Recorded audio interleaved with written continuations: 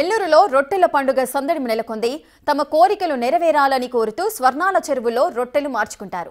ప్రపంచ ప్రఖ్యాతిగాంచిన ఈ పండుగకు నెల్లూరు బారా షిహాద్ దర్గా సుందరంగా ముస్తాబైంది.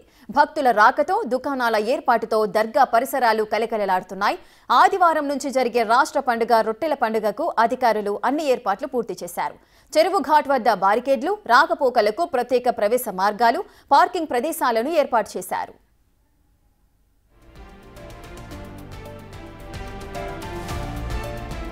నెల్లూరు నడిబొడ్డున వైభవంగా జరిగే రొట్టెల పండుగకు సంబంధించిన పూర్తి డీటెయిల్స్ మా ప్రతినిధి సురేంద్ర అందిస్తారు. ప్రతీకగా నిలిచే పండుగది.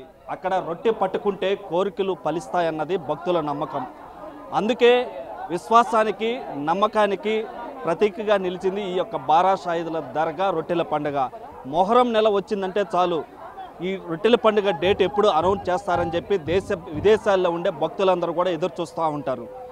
వీరుల విజయగాథకి నిలువుటద్దమైన ఈ రొట్టెల పండుగగా జూలై 6వ తేదీ నుంచి నిర్వహించేందుకు ఇప్పటికే అధికారులంతా కూడా మొత్తం సిద్ధం చేశారు. ఇప్పుడు మనం చూస్తూ ఉన్నాం, ఈ యొక్క బారా షాయిదులను దర్శించేందుకు చాలామంది దేశ విదేశాల నుంచి కూడా ఈ యొక్క జూలై 6వ తేదీ నుంచి జరిగేటువంటి ఈ యొక్క రొట్టెల పండుగకి ఇప్పుడే చాలామంది భక్తులందరూ కూడా ఇక్కడికి వచ్చి ఆ యొక్క బారా షాయిదులను దర్శించుకుంటున్నటువంటి విజువల్స్ను కూడా మనం గమనించవచ్చు.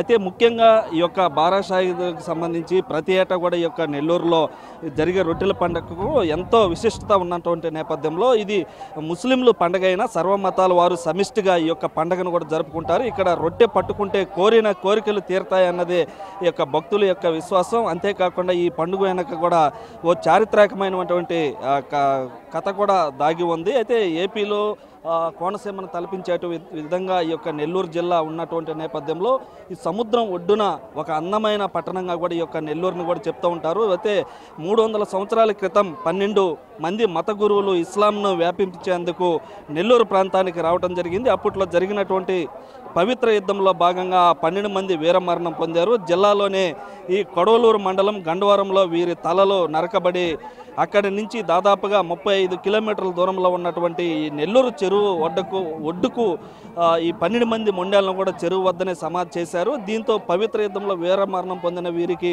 బారా షహీదులుగా కూడా పేరు వచ్చింది. అప్పటి నుంచి కూడా ఈ యొక్క బారా షహీదులుగా ఇక్కడ ఉండటం జరిగింది. అయితే అప్పట్లో తమిళనాడుకు చెందినటువంటి ఆర్కాట్ నవాబు భార్య అనారోగ్యంతో దీర్ఘకాలికంగా బాధపడుతుండేదని, అయితే దేశవ్యాప్తంగా ఎంతోమంది వైద్యం అందించినప్పటికీ ఆ యొక్క రాణి ఆరోగ్యం కుదుట పడలేదని, ఆ సమయంలో రాణి కలలో ఈ బారా షాయిదులు కనిపించి ఈ నెల్లూరు చెరువు ఒడ్డున తాము సమాధులైన విషయము తెలిపారట. అయితే అప్పుడు వారికి దర్గా ఏర్పాటు చేయాలని కూడా ఆదేశించడంతో దాంతో అనారోగ్యంతో బాధపడుతున్నటువంటి ఆర్కాట్ నవాబు భార్యతో కలిసి ఈ యొక్క బారా షాయిదులు సమాధులైన ఈ ప్రాంతానికి కూడా రావడం జరిగింది. అప్పుడు ఈ బారా షాయిదులకు గుర్తింపు కలిగేలా పెద్ద దర్గాను కూడా నిర్మించి అక్కడ ఓ రాత్రి కూడా నిద్ర చేయడం జరిగింది. అప్పటి నుంచి ఈ యొక్క పవిత్ర యుద్ధంలో తమ ప్రాణాలను కోల్పోయిన వీరు కోరిన కోరికలు తీర్చే బారా షాయిదులకు కూడా పేరు ప్రఖ్యాతలు గాంచారు.